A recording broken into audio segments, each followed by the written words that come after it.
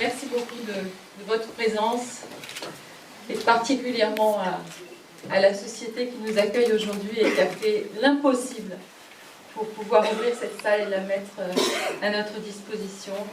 Très sincèrement, merci. Monsieur le ministre d'État, mon cher Jean-Louis, monsieur le préfet, papa, monsieur le sénateur honoraire, Pierre Lafitte, mon cher Pierre, colonel Botéac, directeur départemental du Centre d'incendie et de secours des Alpes-Maritimes, le plus grand SDIS de France, je vous remercie d'être là. Monsieur le premier adjoint, Benoît Pandel, représentant le député maire de Nice, président de la métropole.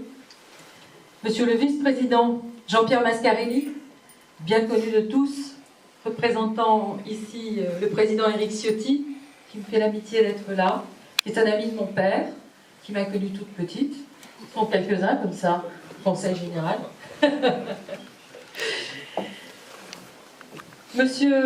Mesdames, Messieurs les maires et les élus de ce département, Monsieur Christian Vial, président départemental de l'Ordre national du mérite, qui nous fait l'amitié d'être là alors qu'il s'est engagé, vous l'avez vu dans Nice Matin il y a quelques jours, aujourd'hui pour la grande journée des lépreux.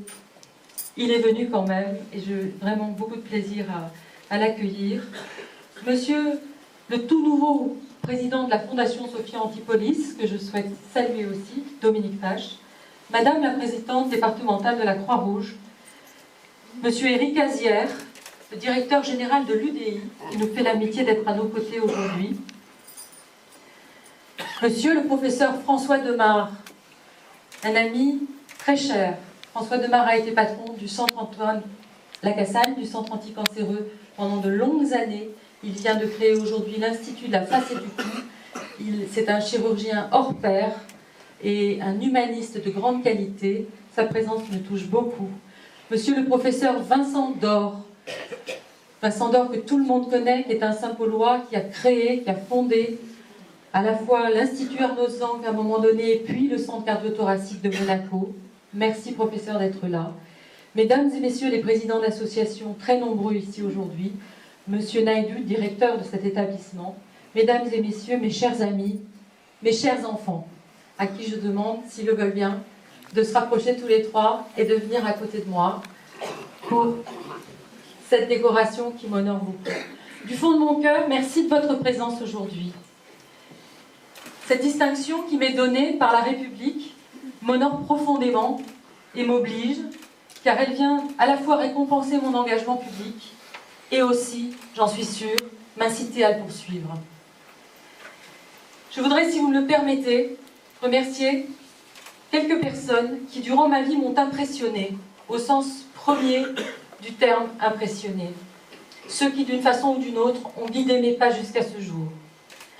En premier lieu, mon père, serviteur émérite de l'État, nommé plus jeune préfet de France, empreint des valeurs et de convictions, sans fioriture, sans calcul personnel.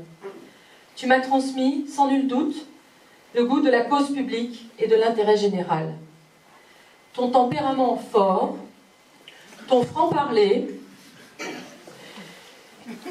ton intransigeance pour tes valeurs, pour les valeurs auxquelles tu crois, font que ta réputation dans ce département te précède et sans doute aussi, quelquefois, me précède un peu. J'admire ton pragmatisme et ta détermination à réaliser, à bâtir, à faire avancer les choses partout où tu es passé, et encore aujourd'hui, en tant que président de la Fondation Lanval, cet hôpital d'enfants si cher au cœur des Niçois et que tu défends avec vigilance depuis plus de 10 ans. Merci. Avec maman, disparue il y a 17 ans, vous nous avez inculqué la simplicité dans les rapports humains, la bienveillance et le respect des plus faibles, des plus humbles. Vous nous avez enseigné que rien n'est dû et que les honneurs et les décors majestueux que nous avions parfois vécus dans les préfectures de la République étaient bien liés à la fonction et pas à la personne. Ce rappel à la réalité, cette façon de garder toujours les pieds sur terre, m'ont servi et me servent encore chaque jour. Je me suis attachée, je crois, à le transmettre à mes enfants. Rapatriés tous les deux du Maroc que vous aimiez tant, Jamais vous n'avez semé la graine de la colère ou de la vengeance. Vous nous avez transmis non pas la langue arabe que tu maîtrises si bien, mais le respect des traditions, de la culture et des gens du Maghreb. Je veux le dire ici, en présence de mon ami Mohamed Majoubi, président de Vence Maghreb, et de tous les gens qui me connaissent bien et qui savent le profond respect que j'ai pour cette association et pour le travail qu'il mène. Ton action, papa, déterminée pour les harkis dans ce département, a fortement marqué, et au cours de mes rencontres sur le terrain, nombreux sont ceux qui s'en souviennent et m'en reparlent. Lorsque j'avais 26 ans, le docteur Jacques Alemano m'a recruté. Je ne sais pas s'il est présent, je l'ai invité, je ne sais pas s'il est présent ou si Pierre est présent, mais je veux avoir un mot pour le docteur Jacques Alemano. Il m'a recruté, j'avais 26 ans, il venait de racheter un établissement d'hospitalisation privée. Cet homme exceptionnel, chirurgien, mais aussi patron d'entreprise, profondément humaniste et rigoureux, a tout à la fois achevé mon éducation et imprimé ma vie professionnelle. J'ai retenu une chose essentielle de cette relation de 7 années, c'est que la confiance que l'on met en quelqu'un, si jeune soit-il, lui permet toujours de se dépasser. À la clinique, alors, j'ai côtoyé de nombreux médecins, dont le docteur Christian Iacono. Celui-là même qui, en 1995, m'a confié un formidable mandat. Juriste de droit public, je connaissais un peu l'urbanisme. J'ai alors découvert l'aménagement du territoire. L'aménagement du territoire, c'est la mission la plus passionnante, au plan humain, au plan social, au plan économique et environnemental. Je veux saluer ici, si vous le permettez, un garçon que beaucoup de Vensois connaissent, Yves Truffert, qui est là, qui a été mon directeur de l'urbanisme, qui m'a beaucoup appris, qui m'a beaucoup encouragé à continuer dans cette voie et que j'ai eu l'occasion de croiser depuis professionnellement à de nombreuses reprises. Merci Yves de ta présence aujourd'hui. Alors, j'étais adjointe à l'urbanisme. Papa disait tout à l'heure, la première femme dans le département. En tout cas, je me souviens d'un élu que je ne nommerai pas. Mon père, lui, l'aurait nommé. J'ai pris un peu de ma mère. Un élu que je ne nommerai pas qui m'avait dit « Une femme à l'urbanisme ? Quelle drôle d'idée !» Et je lui ai répondu, un peu agacée, mais avec humour, que tout simplement, personne n'avait voulu du poste. Ça l'a rassuré et je pense convaincu. Je crois au contraire que l'urbanisme correspond bien aux femmes, car il permet de dessiner la ville de demain, de l'aménager, d'y créer des lieux de vie. Et finalement, c'est ce que font beaucoup de femmes, à un degré peut-être un peu plus modeste. Christian Iacono, toi aussi tu m'as fait confiance, tu m'as toujours soutenu dans mes choix politiques, parfois difficiles. La vie nous a donné, Christian, d'autres occasions de mesurer notre amitié et notre confiance. Je voulais te la redire ici aujourd'hui. Pendant ces années politiques, j'ai rencontré un homme dont la simplicité n'a d'égal que l'intelligence. Un homme qui a mis tout son savoir et son réseau d'amis chercheurs, savants, industriels, au service des Alpes-Maritimes et de la France. Un homme qui est entré en politique à l'âge de 60 ans pour faire bouger le Sénat. Un homme qui a su, avant tout autre, rassembler les bonnes volontés de droite comme de gauche sur les bancs de cette Assemblée pour travailler sur des problématiques qui ne sont justement ni de droite ni de gauche. Cet homme extraordinaire, dont la bienveillance me porte et encourage chacun de mes pas politiques, c'est Pierre Lafitte, le fondateur de Sophia Antipolis.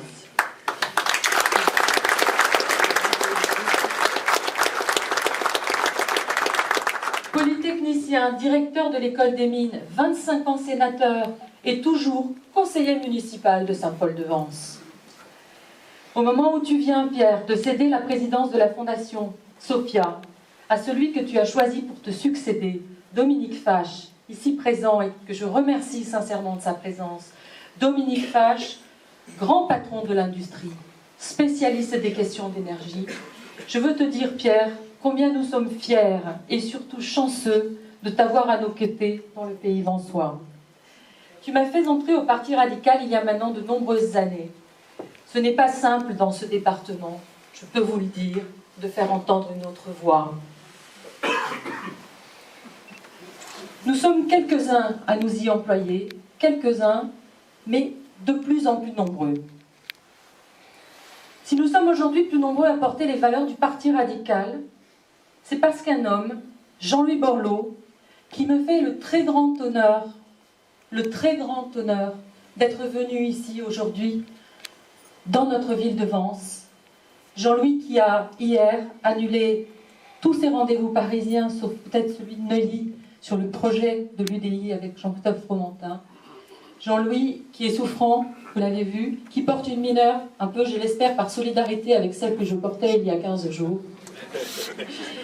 C'est parce que Jean-Louis Borloo a voulu relever le défi de créer en France un grand parti de centre-droit pour rassembler, pour imaginer un nouveau modèle économique et social et environnemental dans un monde qui bouge et qui a, je le crois, atteint les limites d'un système. Un modèle qui remettrait l'homme au cœur des politiques publiques, ce sont ces valeurs qui me font avancer et que pour beaucoup d'entre vous, je le sais, vous partagez. Je voudrais te dire, Jean-Louis, très simplement et très sincèrement, mon admiration pour le travail inlassable que tu mènes depuis 20 ans. D'abord pour Valenciennes, cette ville qui t'a appelé au secours au moment d'une crise industrielle sans précédent, puis comme député et enfin comme ministre durant 9 ans, au service de la cohésion sociale, de la rénovation urbaine, de l'écologie, de l'aménagement du territoire, au service de la France. Je veux dire à mes amis qui sont là et qui ne te connaissent pour la plupart qu'à la télévision, combien nous apprécions ta simplicité, ta disponibilité, ta capacité d'écoute. Je me souviens de réunions de bureau, place de Valois, alors que tu étais numéro 2 du gouvernement. Tu n'en as manqué aucune, prenant le temps d'écouter, t'imprégnant de la vie de chacun et finalement, comme toujours, enrichissant ton projet du débat des autres, comme toujours, enrichissant ton projet de l'écoute que tu portes à ceux qui sont sur le terrain. Cette méthode Borloo, dont les journaux parlent souvent, t'a permis de fédérer il y a quelques mois autour de toi un mouvement porteur d'espoir. Simone Veil était présente le 21 septembre, je m'en souviens, marraine, tu lui as fait le serment de ne pas la décevoir. Nous sommes tous collectivement responsables de cette promesse. À présent, c'est à vous, mes amis du pays vensois, que je veux dire combien votre confiance m'honore depuis tant d'années. La vie politique est passionnante et cruelle, elle est dévorante, mais elle est aussi pleine de satisfaction. Au-delà d'un mandat que vous me confiez, eh bien votre soutien, nos échanges sur le terrain, chaque jour, sont mon moteur. Sur les dossiers, à mon bureau, au Conseil général, dans nos rendez-vous lors de mes permanences, ou encore au marché, le dimanche, à l'épicerie, au café. Ce sont vos encouragements, un mot, un regard, la fleur que me tend la fleuriste du grand jardin, qui me font savoir que mon action va dans le bon sens, que vous êtes à mes côtés et que vous m'incitez à poursuivre. Mon engagement pour vous servir, je veux le vivre au quotidien. C'est en vous fréquentant, c'est en vous écoutant que je peux prétendre à vous représenter. Au moment où la question de la parité refait débat, je veux vous dire ma conviction. La France ne peut pas continuer à écarter ainsi la moitié de la population de la vie politique. La France, en France, les femmes, et ailleurs dans le monde, les femmes ont une approche différente de la politique. Pas meilleure, différente.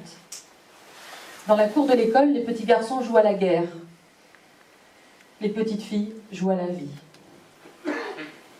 Les femmes ont peut-être une approche plus bienveillante, moins clanique.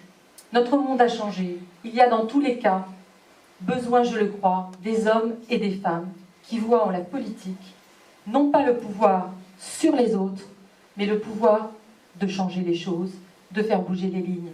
Je sais que vous me comprenez, nous nous connaissons si bien.